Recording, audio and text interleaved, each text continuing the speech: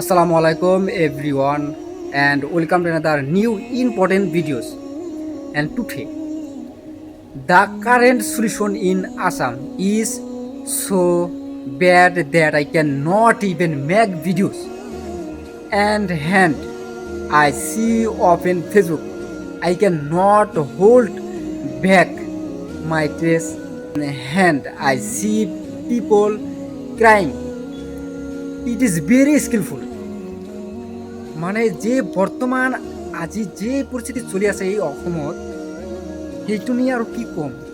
সেইকাৰণে ময়ো আহিলোঁ আজি যেইখন বৰ্তমান আমাৰ দুপি ডিষ্ট্ৰিক্ট এণ্ড গোৱালপাৰা ডিষ্ট্ৰিক্ট সিহঁতৰ ইমান প্ৰব্লেমে আছে সেইখন ফেচবুক অ'পেন কৰিলেহে বুজি পাওঁ সিহঁতৰ দুখ কেনেকৈ কান্দি আছে। সেই কান্দাখন চাই মোৰো কান্দা আহে, চকুৰ পানী এনেই ওলাই আহে।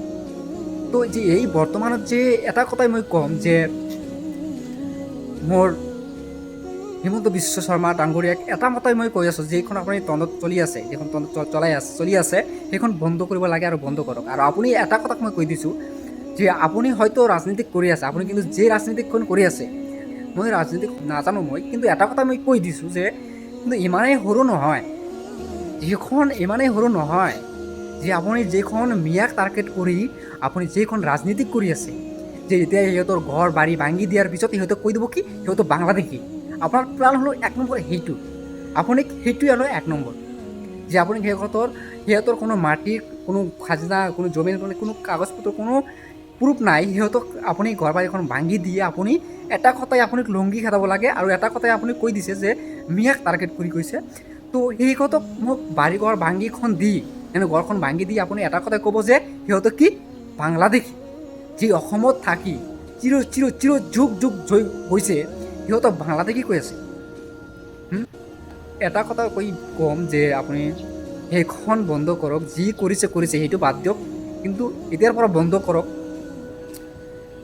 এতিয়াই বন্ধ কৰিব লাগে। যিখন আপুনি তদন্ত কৰি আছে সেইটো বন্ধ কৰক।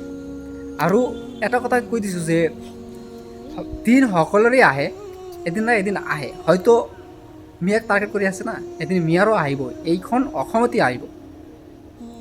তো মইতো ইমান ৰাজনীতি নাজানো, এজন সৰু ল'ৰা হয়। তো আপোনাৰ কিন্তু প্লানখন কিন্তু বুজি পাওঁ, অলপ বুজি পাওঁ, অলপ জানো। সেইটো একবাৰে যে নাজানা সেইটো নহয়, বুজি পাইছে? তো মই হাত জোৰ কৰি আছোঁ, আপোনাক অনুৰোধ কৰি আছোঁ যে আপুনি সেইটো বন্ধ কৰক।